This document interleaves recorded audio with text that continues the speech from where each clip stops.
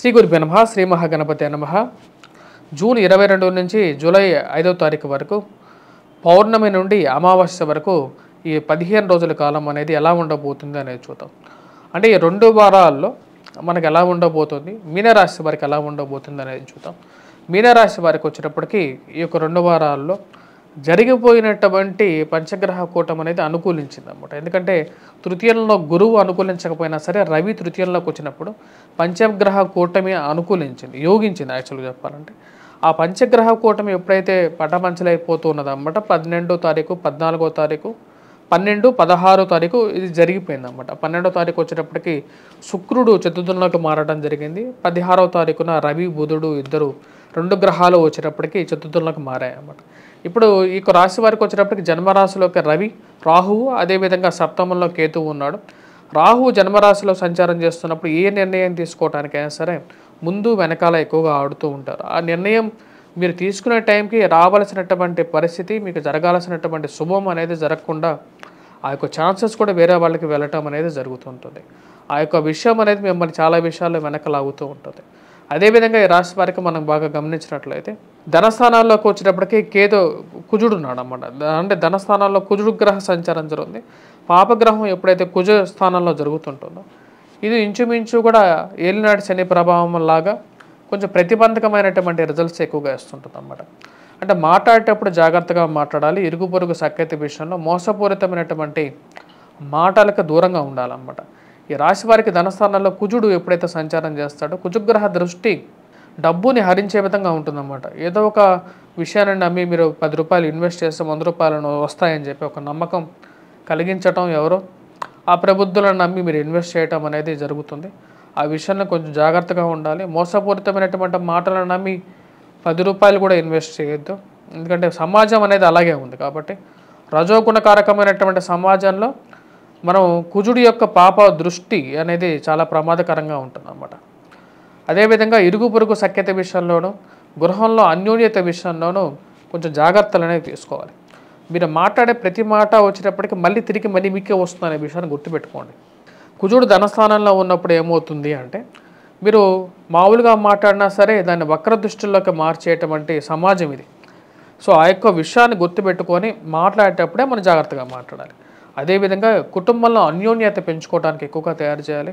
పేరు ప్రఖ్యాతులతో పాటు అందరం కలిసి ఒకే మాట మీద ఉండాలి. గృహం అనేది ఒకటే యజమాని, ఒకటే మాట అనే విధంగా ఉండాలని చెప్పే విషయాన్ని మీరు మీ యొక్క కుటుంబ సభ్యులతో చెప్పడం, వారందరూ కూడా ఆ యొక్క విషయాన్ని పరిగణనలోకి తీసుకోవడం అనేది జరుగుతుంది. అదేవిధంగా ఈ రాశి వారికి వచ్చేటప్పటికి తృతీయంలో ఉన్నటువంటి గురువు అంత యోగ్యాన్ని ఇవ్వట్లేదు. ముఖ్యంగా విద్యార్థుల మీద దీని యొక్క ప్రభావం అనేది ఉంటుందన్నమాట. ముఖ్యంగా విద్యార్థులకు వచ్చేటప్పటికి గురుగ్రహ అనుకూలత అనేది చాలా ముఖ్యం.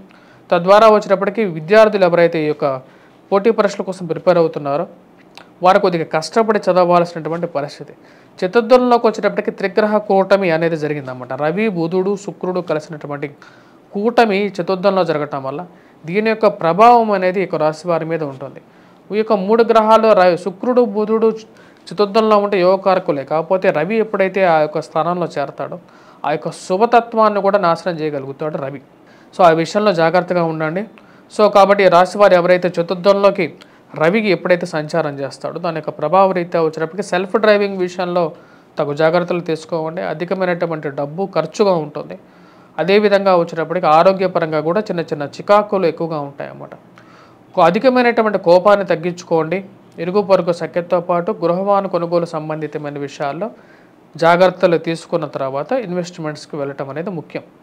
వైవాహిక జీవితంలో మానసిక ప్రశాంతత అనేది తీసుకోవాలి. అధికమైనటువంటి ఖర్చు కారకుడు ఎవరంటే ఏలినాటి శని ప్రభావంలో శని 1000 స్థానంలో ఉన్నాడు అన్నమాట. శని యొక్క త్రిపాద దృష్టి ఎలా ఉంటుంది, శని వక్రత్వ ఫలం ఎలా ఉంటుంది, శని ఏ నక్షత్రంలో ఎటువంటి ఫలితాలు ఇస్తాడు అనే దాని గురించి నేను ఒక వీడియో చేయటం జరిగిందన్నమాట.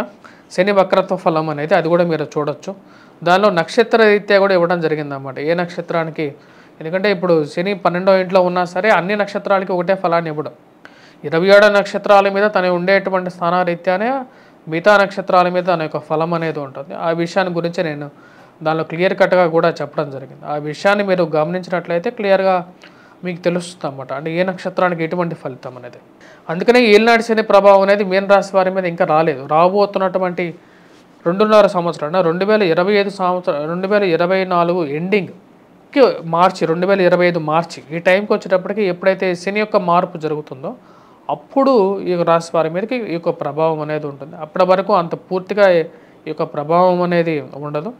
ఈ యొక్క 2 వారాల్లో చూసినట్లయితే మనం మొదటి వారంలో ఎక్కువగా ప్రభావం అనేది ఉంటుంది రాశి వారికి. కొద్దిగా మిశ్రమమైనటువంటి ఫలితాలుగానే చెప్పవచ్చు. 2వ వారంలో కొంచెం సానుకూలమైనటువంటి ఫలితాలుగా చెప్పవచ్చు అన్నమాట. అంటే గ్రాడ్యువల్ ఇంప్రూవ్మెంట్ అనేది ఉంటుంది. మొదటి వారంలో వచ్చేటప్పటికి కొంచెం మిశ్రమంగా ఉన్నప్పటికీ 2వ వారంలో వచ్చేటప్పటికి కొంచెం ఇంప్రూవ్మెంట్ అనేది ఉంటుంది. ఫైనాన్షియల్గా స్పెక్యులేషన్స్లో కానీ లేకపోతే ఉండే స్టాక్ మార్కెట్లో కానీ ఇన్వెస్ట్మెంట్స్ అనేవి అంతకుముందు మీరు ఇన్వెస్ట్ చేసినటువంటి డబ్బులు కూడా తిరిగి రావటం, ఒక మంచి బెంచ్ మార్క్ అనేది ఎస్టాబ్లిష్ అవ్వడం అనేది జరుగుతుంది అన్నమాట.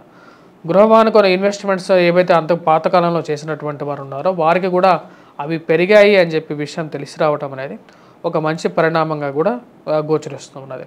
ఓవరాల్గా వచ్చేటప్పటికి ఈ రాశి వారికి సామాన్యమైనటువంటి ఫలితాలుగానే చెప్పచ్చు. వివాహ ప్రయత్న సంబంధితమైన విషయాల్లో కూడా మందకుండిగా ముందుకు సాగే విధంగా ఉంటుంది. గురువు యొక్క అనుకూలత, రాహుకేతుల యొక్క ప్రతికూలత, ఏలినాటి శని ప్రభావం, మరి కుజుడు ధనస్థానంలో ఉన్నప్పుడు, అదేవిధంగా రవి చతుర్థంలో ఉన్నప్పుడు కూడా ఇటువంటి గ్రహస్థితి మిశ్రమమైనటువంటి ఫలితాలే ఎక్కువగా ఇస్తుంటుంది అన్నమాట. మిశ్రమమైనటువంటి ఫలితాలు రేపు రాబోతున్నటువంటి 29వ తారీఖు తర్వాత నుంచి కొంచెం ఇంప్రూవ్మెంట్ అనేది ఉంటుంది ఈ రాశి వారికి. ఫైనాన్షియల్ గెయిన్ అనేది వీరికి 29వ తారీఖు నుంచి వీరు ఇంప్రూవ్మెంట్ అనేది చేసుకోగలుగుతారు. వ్యాపార పరంగా కూడా ఇది కలిసి వచ్చే విధంగా ఉంటుందన్నమాట. వ్యాపార విస్తరణ చేయాలనుకుంటారు, దాని తగినటువంటి ముందు అడుగులు కూడా పడటం అనేది జరుగుతుంటుంది. మీ యొక్క స్వజాతకాన్ని కూడా పరిశీలించుకున్న తర్వాత ఎటువంటి నిర్ణయం తీసుకోవాలని చెప్పి నిర్ణయం తీసుకున్నట్లయితే సానుకూలమైనటువంటి ఫలితాలు అనేది పొందడం అనేది జరుగుతుంది. రాజకీయ పరంగా కూడా చెప్పాలంటే రాశి వారికి మిశ్రమమైనటువంటి ఫలితాలుగా గోచరిస్తున్నది. ఎందుకంటే రాజకీయ ప్రతికూలత జాతకరీత్యా వచ్చేటప్పటికీ నిర్ణయం తీసుకోలేనటువంటి పరిస్థితి ఎప్పుడు వీళ్ళని వెంటాడుతూ ఉంటుంది అన్నమాట. రాజకీయ పరంగా కూడా ఈ రాశి వారికి వచ్చేటప్పటికి మిశ్రమమైనటువంటి ఫలితాలు. ఎందుకంటే కుజుడు గ్రహస్థితి అనుకూలంగా లేదు. ఏ ఒక్క ప్లానెట్ కూడా వీరికి అంత పూర్తి పాజిటివ్ యాంగిల్లో ఇచ్చలేదు. నూతన ఉద్యోగ ప్రయత్న సంబంధితమైన విషయాల్లో కూడా మొదటి వారం కన్నా 2వ వారంలో 29వ తారీఖు తర్వాత ఉద్యోగ పరంగా, వ్యాపార పరంగా కూడా కొంచెం సానుకూలమైనటువంటి దృక్పథంలోకి తీసుకెళ్తుంది. మొదటి వారంలో సామాన్యమైనటువంటి ఫలితాలు, రెగ్యులర్ పనిలో ఉండేటువంటి ఫలితాలే ఉన్నాయి.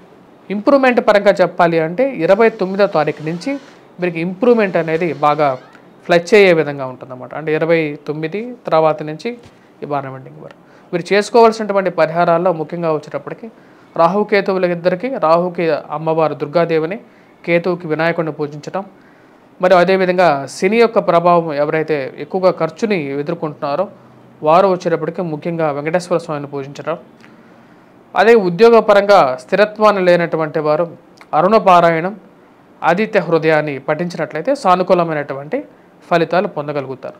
విద్యార్థులు ముఖ్యంగా గాయత్రి మంత్ర జపం, అదేవిధంగా దత్తాత్రేయ పారాయణం చేసుకున్నట్లయితే సానుకూలమైనటువంటి ఫలితాలు పొందగలుగుతారు. విద్యార్థులు ఈ రెండు చేయలేనటువంటి వారు దక్షిణామూర్తి శ్లోకాన్ని పఠించినా సరిపోతుంది. స్వస్తి.